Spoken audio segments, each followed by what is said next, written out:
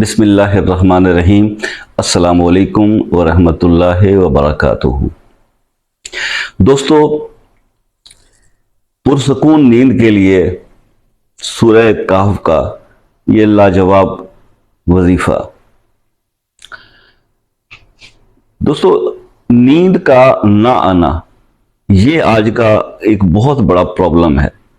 اچھا، مزے کی بات یہ ہے کہ غریب کو تو پرسکون نیند آ جاتی، چلیں غریب کو نیند نہ بھی آئے تو یہ کہہ سکتے ہیں کہ بیچارہ اس وجہ سے پریشان ہوگا کہ آج کھا لیا کل کہاں سے کھاؤں گا، روزی نہیں مل رہی، یا فلاں کے پیسے دینے ہیں، یا بچے کی فیس بھرنی ہے، یا بجلی کا بل زیادہ آ گیا ہے، یا گیس کا بل بھرنا ہے۔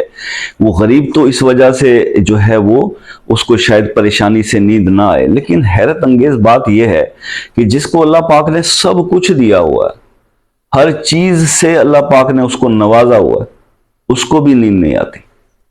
مجھے سمجھ نہیں آتی کہ اس کو نیند کیوں نہیں آتی۔ اس کو تو بڑی سکون کی نیند آنی چاہیے کہ ہر چیز تو موجود ہے، پھر ٹینشن کس بات کی۔ یہ ایک بڑا سوچنے کا مقام ہے۔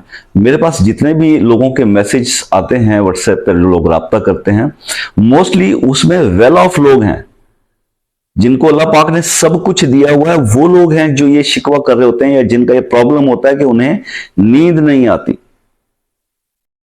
تو دوستو، ایک چیز ذہن میں رکھیے گا، محنت کر کے رزق حلال کھانے والے انسان کو بڑے سکون سے نیند آتی ہے۔ نیند نہیں آتی تو انسان کے وہ جو جرائم یا اس کے گناہ ہوتے ہیں وہ اس کو سونے نہیں دیتے۔ جب آپ کسی کا حق مارتے ہیں تو اس سے بھی انسان بے چین رہتا ہے، اس کی روح اس کو بے چین رکھتی ہے کہ میں غلط کر رہا ہوں، اندر سے اس کی گلٹ فیلنگ ہوتی ہے، اور دیٹ از دا ٹائم کہ انسان توبہ کر لے۔ اگر انسان سے جرم و خطا ہو بھی جاتی ہے تو اللہ کو توبہ کرنا بہت پسند ہے، تو آپ توبہ کر لیجئے تاکہ اللہ تعالیٰ ان چیزوں کو معاف فرمائے اور آپ پرسکون ہو جائیں گے۔ جیسے اللہ کے سامنے آپ جھکتے ہیں اور سجدے میں جاتے ہیں تو سکون آ جاتا ہے۔ تو دلوں کا یہ سکون ہے ہی۔ آپ نماز میں بہت سکون ہے، اگر آپ بے سکون ہیں، بے سکونی سے نیند نہیں آتی تو پھر آپ نماز پڑھنا شروع کر دیں۔ تو ابھی بھی میں آپ کو جو عمل بتانے جا رہا ہوں وہ قرآن کا ہی ہے، تو پھر سکون حاصل کرنا ہے تو قرآن میں ہے، ٹھیک ہے؟ تو اللہ بذکر اللہ تطمئن القلوب، اللہ کے ذکر میں سکون ہے۔ سکون ملے گا تو نیند بھی سکون سے آئے گی۔ لیکن یہاں بے چینیاں ہیں، وہ ہے نا کہ کسی شاعر نے کیا خوب کہا، تو بس چھوڑیں شاعر کی بات کو، دین کی بات کرتے ہیں۔ چلیں خیر، اب بات یہ آ رہی ہے کہ نیند کا نہ آنا یہ ایک بہت بڑا پرابلم ہے۔ انسومیا اس ایک بیماری کا نام ہے۔ نیند نہیں آتی، انسان کو جاگتا رہتا ہے الو کی طرح۔ بات یہ ہے کہ یہ کسی گلٹ کی وجہ سے بھی ہو سکتا ہے، اور یہ ایک بیماری بھی ہو سکتی ہے۔ جسم کے کسی عارضے میں کوئی تکلیف ہونے کی وجہ سے بھی نیند کا نہ آنا یہ بھی ایک ٹیکنیکل سی بات ہے۔ بہت زیادہ سٹریس ہو جانا، پریشانی ہو جانا، اس سے بھی نیند نہیں آتی، یہ بھی اس کی ایک ریزن ہو سکتی ہے۔ اور پھر جب اگر تھوڑی بہت نیند آ بھی جائے تو اس کے اندر انسان کو ہیلوسینیشن یا ڈراؤنے خواب یا اس قسم کی چیزیں آتی ہیں، تو اس نیند کو بھی آپ پرسکون نیند نہیں کہہ سکتے۔ تو اگر آپ نے اس قسم کی کسی پرابلم کا آپ شکار ہیں تو دین دیکھیے، میں آپ کو ایک عمل جو ہے وہ بتا رہا ہوں۔ یہ سورہ کہف، سورہ الکہف کی ایک آیت نمبر 11، سورہ الکہف اس کی ایک آیت نمبر 11، فَضَرَبْنَا عَلَىٰ أَذَانِهِمْ فِي الْكَهْفِ، یہ چھوٹی سی آیت۔ آپ نے اس آیت کو یاد کر لینا ہے، پہلے تو اس کو یاد کر لینا ہے۔ چھوٹی سی آیت ہے، یاد کرنے کا آسان طریقہ یہ ہوتا ہے کہ ایک تسبیح بھی اگر آپ پڑھ لیں نا تو آپ کو وہ چیز یاد ہو جاتی ہے۔ تو پہلے اس کو آپ یاد کر لیں۔ اس کی وجہ یہ ہے کہ اس کو آپ نے سوتے ہوئے پڑھنا ہے۔ بالکل جب اینڈ پہ آپ سو رہے ہوں، ایٹ دیٹ ٹائم آپ نے اس آیت کا ورد شروع کر دینا ہے۔ بس یہ آپ پھر چند بار ہی انشاءاللہ پڑھیں گے، آپ پرسکون نیند میں چلے جائیں گے، اور زبردست آپ کو نیند آئے گی بغیر بے چینی کے۔ اور اس آیت کو ویسے بھی اگر آپ اس کا ورد اپنا لیں، چلتے پھرتے اٹھتے بیٹھتے، وضو ہو باوضو ہو نہ ہو، اس کو آپ پڑھنا شروع کر دیں تو اس کے اور بہت سارے فائدے ہیں، جس کے اندر آپ کے کاروبار میں برکت ہے، روزی میں برکت ہے، آپ کے بزنس میں، جاب میں ترقی، آپ کے رکے ہوئے کام کا ہو جانا، جادو جنات آصف، ہر چیز میں یہ آیت جو ہے اس کا ورد کام کرتا ہے۔ لیکن خصوصاً اس کا جو میں نے پریکٹیکلی جو اس کا دیکھا ہے وہ یہ ہے کہ نیند کے لیے خاص طور پہ ایسے دوست جن کو انسومیا کا پرابلم ہے، نیند کی بیماری ہے، نیند نہ آنے کی بیماری ہے.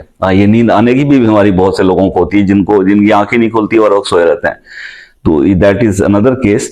لیکن یہ جو بات ہے کہ نیند کا نہ آنا، that is also a very big problem, کیونکہ انسان اگر نیند نہیں کرے گا تو پھر وہ بیمار ہو جائے گا. 6 گھنٹے کی نیند بہت مست ہے کسی بھی ایک آدمی کے لیے صحت مند رہنے کے لیے. تو خیر، اب یہ ایک میں نے آپ کو بتا دیا عمل، بیسیکلی اسی پہ ویڈیو بنائی تھی، مگر ویڈیو بناتے ہوں کہ میں فی البدی تو کرتا ہوں بات کو، اس میں کوئی میرے پاس اسکرپٹ تو لکھا ہوا ہوتا نہیں ہے. تو اسی طرح سے ایک آیت قرآن کی اور بھی ہے، وہ آیت ہے ان اللہ و ملائکتہ یصلون علی النبی یا ایھا الذین آمنوا صلوا علیہ وسلموا تسلیما. اب یہ آیت جو ہے اس کے بارے میں بھی سیم فنکشن ہے، تو اس کے بارے میں بھی میں نے کئی جگہ پڑھا، اور اس پر میں نے خیر اس پہ پریکٹیکل اس پہ بھی کر کے دیکھا کہ اس کو بھی اگر سوتے وقت انسان پڑھنا شروع کر دے تو چند بار 10 11 12 15 20 تک 21 بار اس کو پڑھیں گے تو وہ آپ کو نیند آ جائے گی. اس طرح سے آپ بے شک انگلیوں پہ کاؤنٹ کر کے پڑھنا شروع کر دیں تو نیند آ جاتی ہے. تو یہ ویسے یہ جو انگلیوں پر اس طرح سے پڑھنے کا رات کو جو تسبیحات جو بھی لوگ پڑھتے ہیں، استغفار کرتے ہیں اس طرح سے، تو یہ بھی سائنٹیفکلی جو ہے نا وہ چائنیز ریسرچ ہے کہ اگر آپ اپنی فنگرز کو اس طرح سے کرتے رہیں تو اس سے بھی آپ کو نیند آ جاتی ہے فوری طور پہ. بچپن میں ہم بہت چھوٹے ہوتے تھے، ایٹ دیٹ ٹائم جو ہے بکس کا بڑا دور تھا، تو اب تو خیر کتابوں کا ماحول ہی ختم ہو گیا، کیونکہ ہر چیز جو ہے وہ سوشل میڈیا پہ اویلیبل ہے. مطلب کسی کو اگر کوئی چیز پڑھنی بھی ہو تو وہ فوراً گوگل کو سرچ کرتا ہے. بکس لینے کی اب نہ لوگوں کے پاس وقت ہے پڑھنے کا، نہ لینے کا ٹائم ہے، نہ پیسے ہیں، اور بکس کے پھر کوئی لے بھی نہیں رہا، پھر بھی بکس کے پرائس کاغذ بہت مہنگا ہو گیا. تو ہمارے دور میں یہ تھا کہ ہم نیند نہیں آ رہی ہوتی تو ہم کوئی بھی کتاب اٹھا کے، ناول اٹھا کے پڑھتے تھے نا، وہ چند صفحے پڑھنے سے نیند آ جاتی تھی بندے کو، اور بڑی شدید جمائیاں آتی تھیں اور بس دل کرتا تھا کتاب کو پھینکیں اور سو جائیں. تو یہ ایک وقت تھا ہمارے دور کا جب ہم کالج لائف میں تھے یا اسٹوڈنٹ تھے. تو ابھی اس وقت لائبریریز ہوتی تھی، وہ بکس بڑی آسانی سے ملتی تھیں اور تلاش کر کے لوگ لے کے پڑھتے تھے، اور بڑا شوق ہوتا تھا. ہسٹری پڑھتے تھے لوگ، ناولز پڑھتے تھے، ڈائجسٹ پڑھتے تھے. لیکن اب تو پڑھنے کا وقت ہی نہیں کسی کے پاس. زندگی اتنی فاسٹ ٹریک ہو گئی ہے کہ کوئی اگر کوئی کتاب پڑھنے بیٹھ جائے تو کہتے ہیں یار تم کیوں ٹائم ویسٹ کر رہے ہو، اتنی دیر میں تو پتہ نہیں کیا کیا کچھ ہو جاتا.